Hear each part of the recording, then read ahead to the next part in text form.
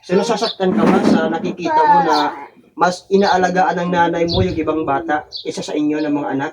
Opo. Masakit ba? Opo. Ano pa? Nandyan po siya, nakita ko po na lahat ng mga bata po, binigyan niyo po ng pagkain. Tapos nakita niyo po kami, di niyo po kami binigyan. Isa, 1, 2, dalawa, 3, Apa. 4,000. Para sa inyo to ha? Sige ito. Sa inyo to allowance nyo ha? Tanggapin mo. Para may allowance kayo sa pag-aaral nyo. At hindi na kayo tulad dati na pumapasok kayo sa school, walang pera. Mapagpalang araw sa inyo lahat guys. At nandito na naman tayo ngayon sa bahay ni Quincy. Bumalik ako ngayon para maibigay po natin itong tulong na binili ko. Bigas, mayroong solar na electric fan para maibigay po natin dahil itong mga bata naiinitan siguro dahil wala po silang electric fan sa loob. At kaya ako nagbalik dito guys, nandito na sila ngayon sa bahay nila kasi bukas na yung pintuan. Dahil nung isang araw, nagpunta ko dito, sarado. Dahil nabalitaan ko pala na nandoon sila sa Tanawan Leyte, nagtatrabaho ang kanyang tatay sa palayan, kaya isinama yung mga bata at doon sila nakitulog sa amo ng pinapasokang trabaho ng tatay po niya. Kaya nandito tayo ngayon guys. Ito ngayon yung mga pinamili ko. Ibigay natin at pupunta tayo dito. Usapin natin. Hello, Quincy. Magandang umaga. Kumusta? Yung mga bata na to, oh. Aray.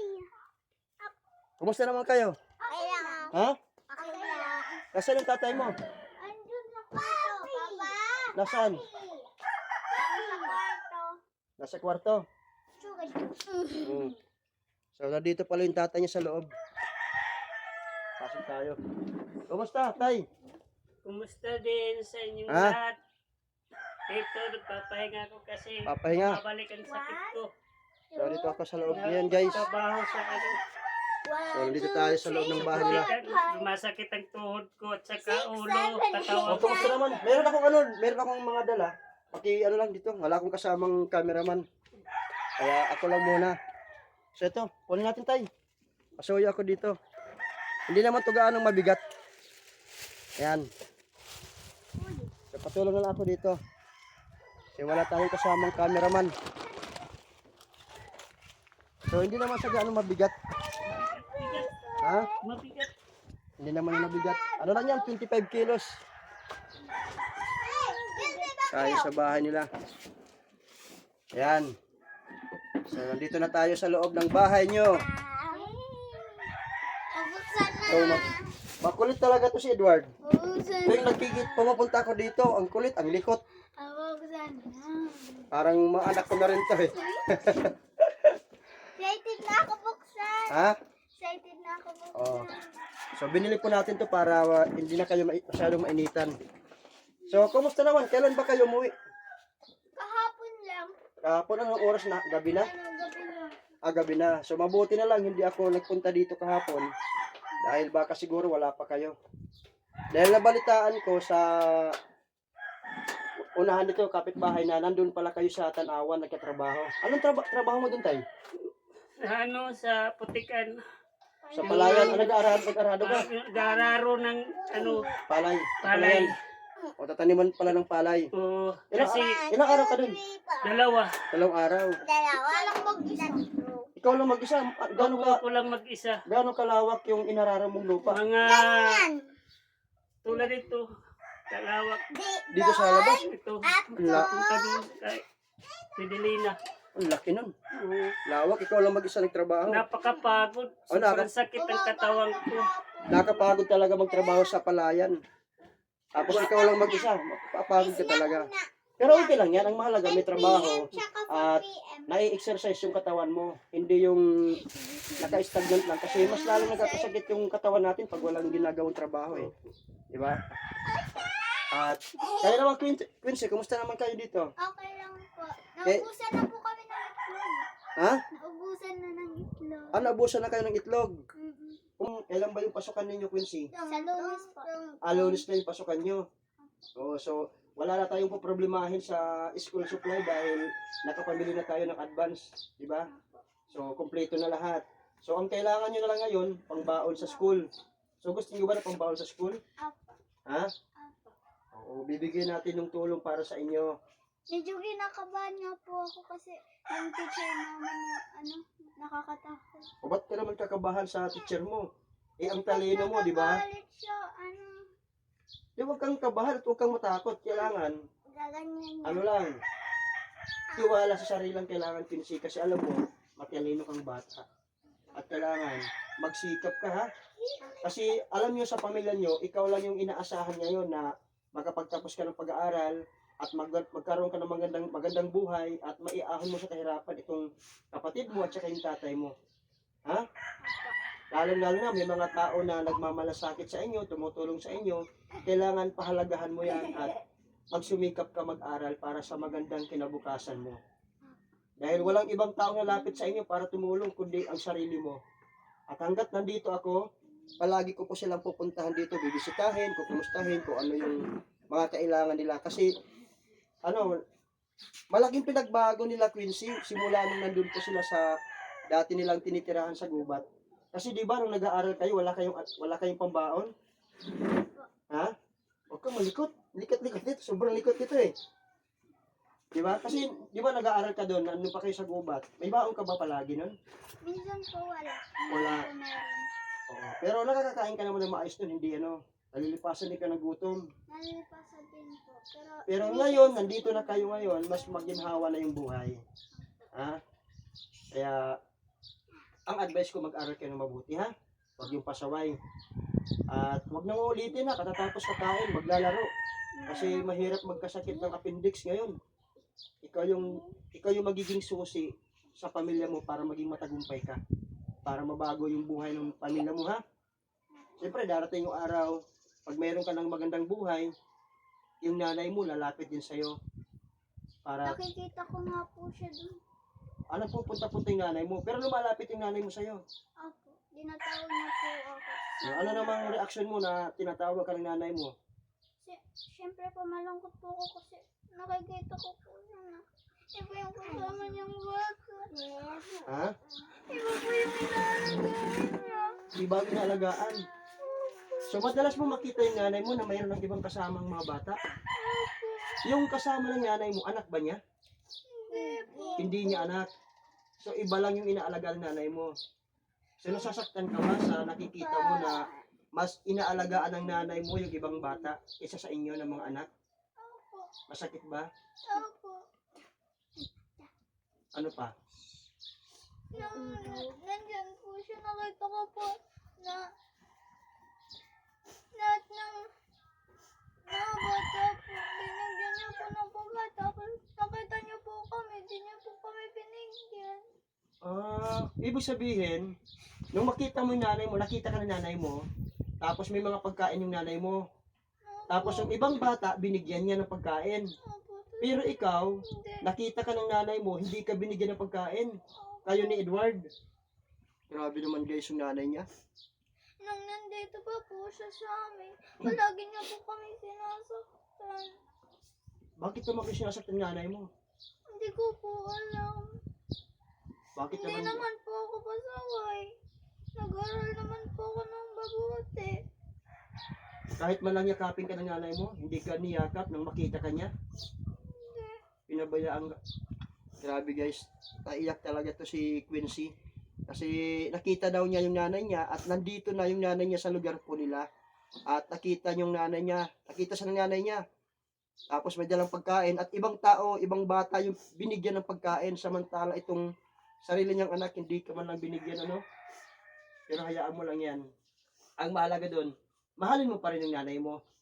Kahit ganyan yung nanay mo, yung pinakita niya, balang araw, pag dumating yung panahon na kailangan ka ng nanay mo, lalapit at lalapit yan para manghingi ng tulong sa inyo. Ang importante, Quincy, yung advice ko sa iyo ngayon, mag-aral ka ng mabuti. At baguhin mo yung buhay mo. Ha? Kasi ako, dito sa Lakwat Zero Pagbulig Vlog, nagsusumikap ako para mabigyan kayo ng sariling lupa.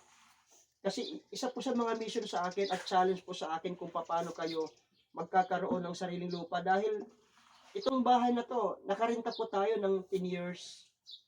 Kaya nagsusumikap ako na magkaroon kayo ng maayos na kalalagyan ng lupa ninyo na sariling bahay, sariling lupa na hindi na nakarenta.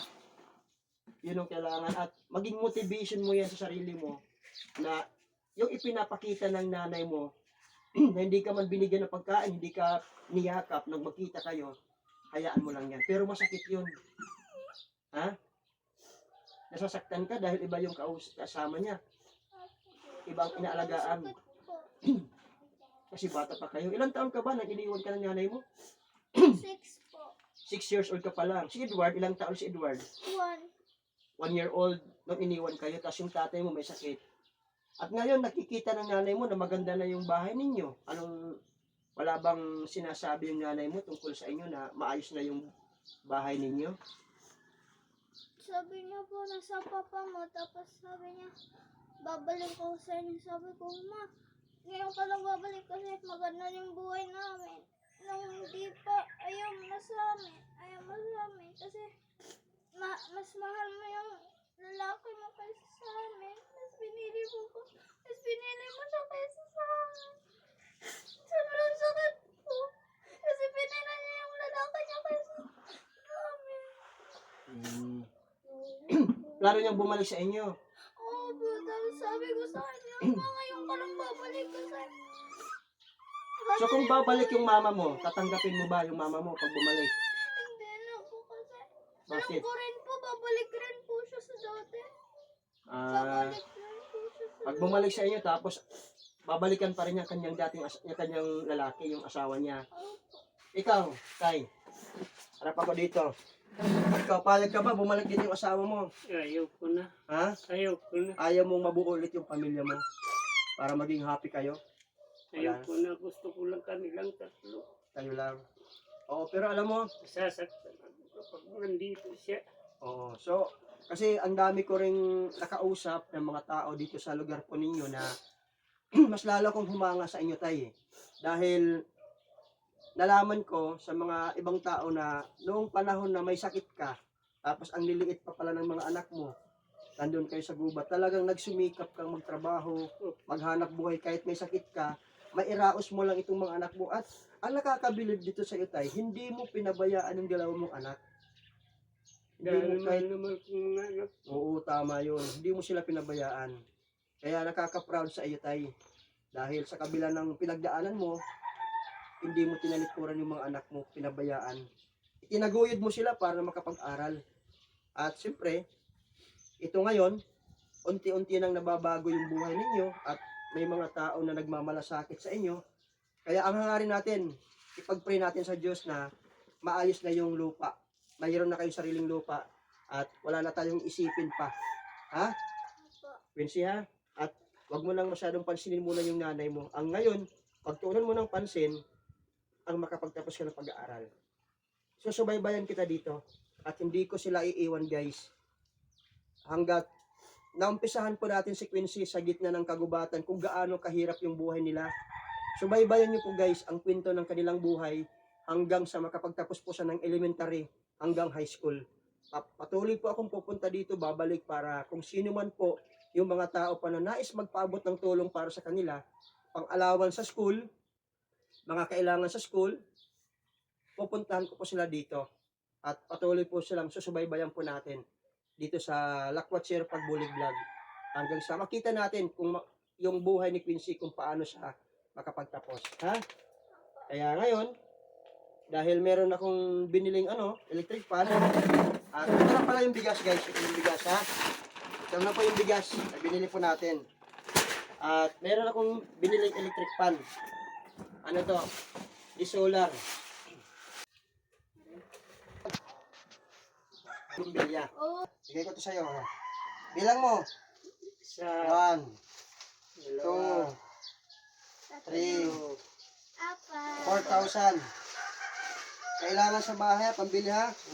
Hindi pambili ng alak. hindi. Ang bili ko, wag yung iinom ng alak. Ha? Hindi. Quincy, Allowance mo to sa school, kayo ni Edward. Ha? Para sa inyo to, ha? Sige, ito. Sa inyo to allowance nyo, ha? Tanggapin mo. Para may allowance kayo sa pag-aaral nyo. At hindi na kayo tulad dati na pumapasok kayo sa school, walang pera. Ngayon, meron kayo electric pan, meron kayo ulit bigas. Ha? O, pang-allowance nyo sa school, ha? Allowance nyo sa school to. Ha? Huwag mo itong babawasan to. Pang-allowance sa school ng mga bata, ha? Opo. Ha? Oo. At ito, wag yung inom ng inom, ha? Hindi. Sige. Kaya, ano masasabi mo na meron na kayo electric pan at bigas? Maraming po salamat sa inyong lahat. Lalo na kay Dan. Kung hindi dahil kay Dani, hindi ulat ang buhay namin mag-ama. Oo. Sana pagpalain kayo ng lahat ng Diyos. Tulungan ulit kami. Oh, may awang Diyos. Ha? At ano lang, patuloy ka lang sa trabaho mo. Ha? Opo. Pang-allowance, paggamit po nila. At ito, nabigay ko na rin po yung pera kay Quincy. So maraming salamat din po sa pagpapala ng Diyos at kalooban niya na naway matuloy na po yung lupa na binibili po namin para sa kanila. Na maging maayos na po yung titirahan nila. Wala na po kami isipin kasi nakaka-stress yung iniisip namin yung bayaran nitong lupa na to. Kaya maraming salamat po sa nagmamalasakit po sa kanila. Pagpalain ko ng Diyos at gabayan kayo palagi. So maraming salamat sa inyo guys. Kasi dapat pag wala kang ginagawa, walang pasok, linisin yung bakuran to. Kasi ang delikado dito ito yung CR nila guys, ito. Dito sila sa CR. Ito yung CR nila oh. Tayo. Bye, maraming salamat.